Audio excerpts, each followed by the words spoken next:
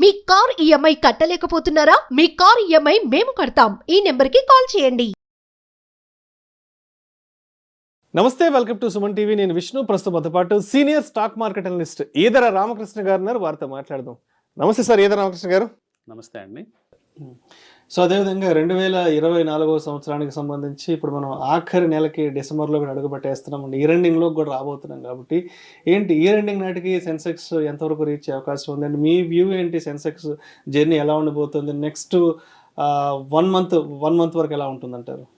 జనరల్గా last 25-30 years data తీసుకున్నప్పుడు December మాసం జనరల్గా ప్రాబబిలిటీ ఎక్కువ పాజిటివ్గా క్లోజ్ అవుతుంది.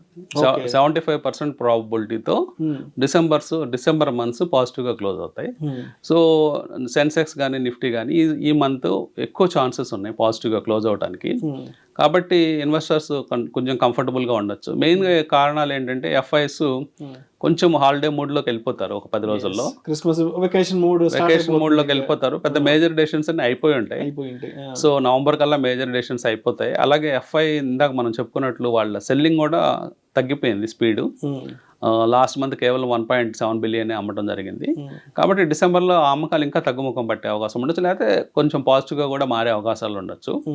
ఇన్ కేస్ పాజిటివ్గా మారిన జనరల్గా పాజిటివ్గా మారే ఛాన్సెస్ ఎక్కువగా కనిపిస్తున్నాయి. ఎందుకంటే జనరల్గా డిసెంబర్లో వాళ్ళు మంత్ ఎండ్కి వాళ్ళ ఎన్ఏవిస్ అడ్జస్ట్ చేసుకోవడానికి కూడా స్టాక్స్ని కొంచెం వాళ్ళు బెటర్ కండిషన్లో పెట్టుకుంటారు. సో ఆ కారణాల చేత లేకపోతే కొంచెము హిస్టారికల్గా చెక్ చేసినప్పుడు ఏ మంత్లోనూ 75% ప్రాబబిలిటీతో పాజిటివ్గా ఉండదు. అన్ని మంత్స్ కొన్ని మంత్స్ ఉంటాయి అంటే 60%, 65%. కానీ డిసెంబర్ మంత్ అనేది హిస్టారికల్గా హైలీ ప్రాబబుల్ పాజిటివ్ మంత్. కాబట్టి డిసెంబర్ మనం పాజిటివ్గానే ఎక్స్పెక్ట్ చేయొచ్చు. So maybe beginning of the week కొంచెం వాలటిలిటీ ఈ జీడిపి నెంబర్స్ వల్ల ఏదన్నా వచ్చినా కానీ చిన్నగా మళ్ళీ పాజిటివ్గా వెళ్ళే ఛాన్సెస్ ఎక్కువ కనిపిస్తున్నాయి. సో మొత్తానికి ఈ సంవత్సరానికి సంబంధించిన మేజర్ ఈవెంట్స్ అంతా కూడా complete అవబోతున్నాయి.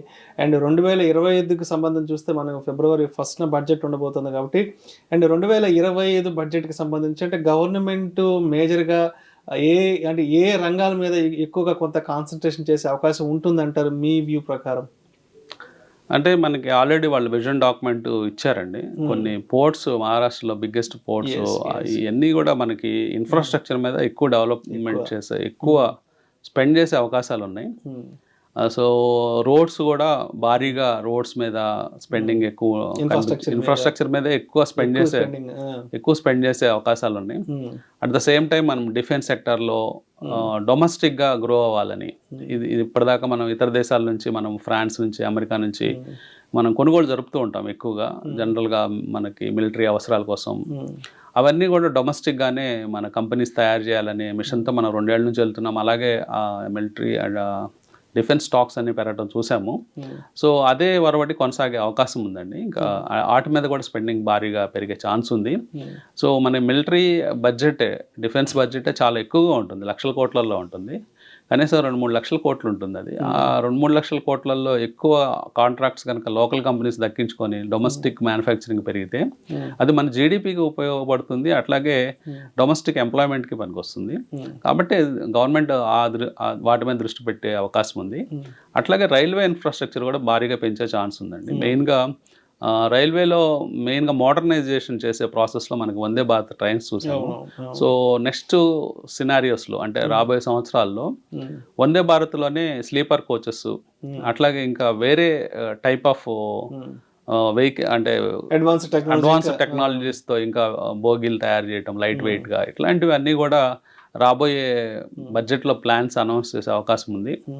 So investors infrastructure, railways, అట్లాగే డిఫెన్స్, ఇట్లాంటి సెక్టార్స్ అన్నిటి మీద గవర్నమెంట్ డైరెక్ట్గా వాళ్ళు డైరెక్ట్గా వాళ్ళు ఇన్వెస్ట్మెంట్ చేసే అవకాశం ఉంటుంది. కాబట్టి ఆ పర్టికులర్ సెగ్మెంట్స్ బాగుండే ఛాన్స్ ఉంటుంది.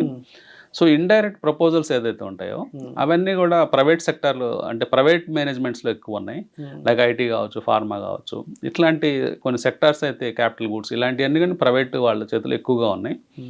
కాబట్టి వాటి మీద పెద్దగా బర్డన్ మోపే అవకాశం లేదు. ఆల్రెడీ మోడీ గవర్నమెంట్ ఇప్పుడు 3rd టర్మ్లో ఉన్నారు. సో వాళ్ళు ఇప్పుడు గ్రోత్ మీదే ఫోకస్ చేసే అవకాశం ఉంది. ఇండియాని నెంబర్ 1 అంటే టాప్ 5, టాప్ 3లో జీడిపిలోకి తీసుకెళ్లాలని టార్గెట్ ఉంది, ఈ 5 years టార్గెట్.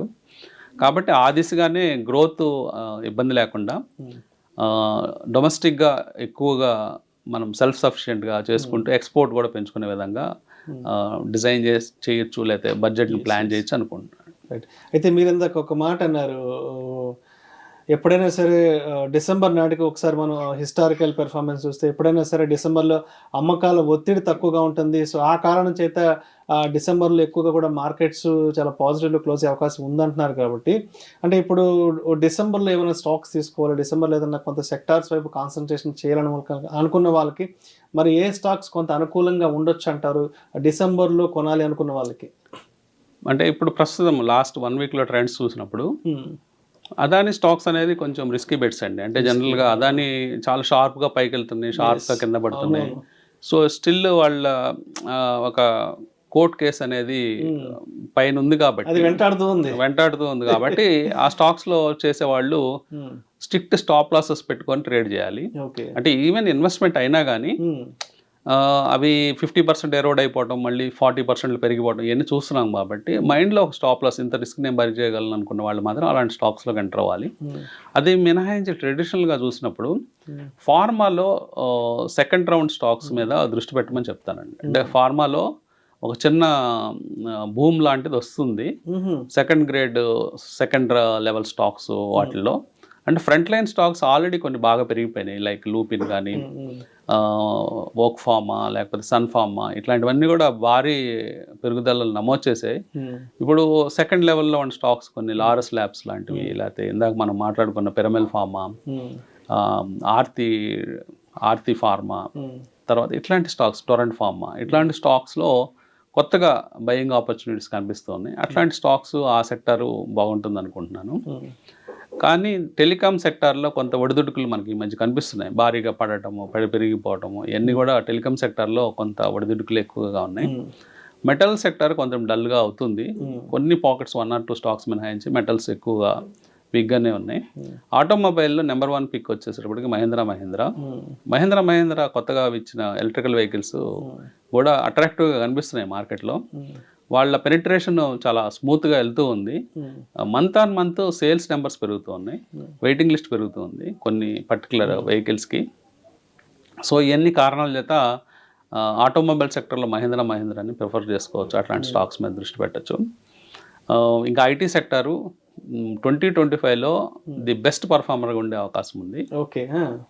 ఐటీ సెక్టర్ అంటే కంపారిటివ్ రిటర్న్స్ చూసినప్పుడు నిఫ్టీ కంటే పాజిటివ్ రిటర్న్స్ ఇచ్చే ఛాన్స్ ఐటీలో కనిపిస్తుంది. కానీ సడన్ డిప్స్ ఉంటాయి ఐటీ ఇండస్ట్రీలో. ఐటీ సెక్టార్లో స్టాక్స్ ఎలా ఉంటాయంటే ఒక 7-8% పెరిగిన తర్వాత 5% కట్టిన ఒక్క రోజులోనే పడిపోతూ ఉంటాయి. కాబట్టి వాటిని జాగ్రత్తగా హ్యాండిల్ చేసుకుంటూ ఐటీ సెక్టార్లో బై అండ్ డిప్స్ అని చెప్తాను. ఎప్పుడైనా ఒక సడన్ డిప్ తీసుకున్నా, ఒక 2 రోజులు సడన్గా పడిపోయినా, అలాంటి అప్పుడు ఐటీలో అంటే ఫ్రంట్ లైన్ ఐటీ అండి, అంటే బాగా పాపులర్గా వినబడే పేర్లు, చిన్న కంపెనీస్ కాదు, ఎస్ఎంఈ సెగ్మెంట్లో, లేకపోతే చిన్న 1,000 కోట్ల 2,000 5,000 కోట్ల లోపల కంపెనీల గురించి నేను మాట్లాడలేదు. కనీసం ఒక 20,000 కోట్లు పైబడిన కంపెనీల్లో majority 99% of the companies balance sheets క్లీన్గా ఉన్నాయి. So cash rich companies, debts ఏమి ఉండవు.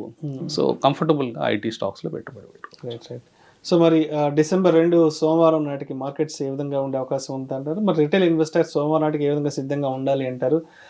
ఎటువంటి అంశాలను పరిగణలోకి తీసుకోవాలి అంటారు? లాస్ట్ 1 month మార్కెట్ సినారియోని దృష్టిలో ఉంచుకొని, ఎస్పెషల్లీ ఫర్ మండేకి మనం నిఫ్టీ చూస్తే పాజిటివ్గా కనిపిస్తుంది. అయినప్పటికీ ప్రతి క్షణము మార్కెట్లో అలర్ట్గా ఉండాలి, మనము ఎప్పుడు కాషియస్గా ఉండాలి.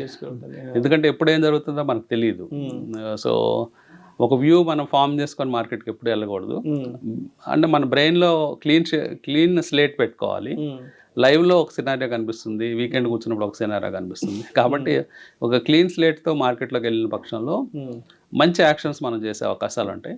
అది రేపు మండే కావచ్చు, నెక్స్ట్ ఇయర్ మండే కావచ్చు, నెక్స్ట్ మండే కావచ్చు, ఆ పై మండే, ఎప్పటికైనా కావచ్చు. ఏ రోజు ట్రేడింగ్కి వెళ్ళినా కానీ ఒక క్లీన్ స్లేట్తో విత్ నాలెడ్జ్ బ్యాక్గ్రౌండ్తో మార్కెట్లో ప్లే చేస్తే కొంచెం సంపాదించుకునే ఛాన్సెస్ పెరుగుతాయి. Thank you sir, thank you so much Eedara Ramakrishna గారు. థ్యాంక్ యూ అండి.